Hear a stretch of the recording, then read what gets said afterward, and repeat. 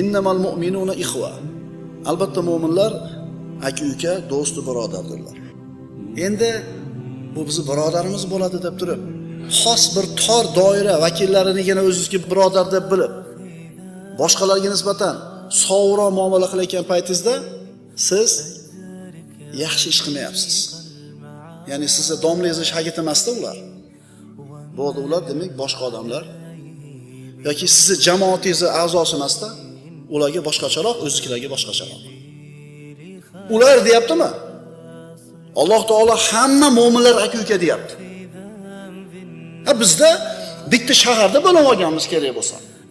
Ana domlan shogirdlari, mana domlan shogirdlari, ana jamoat odamlari, mana jamoat odamlari.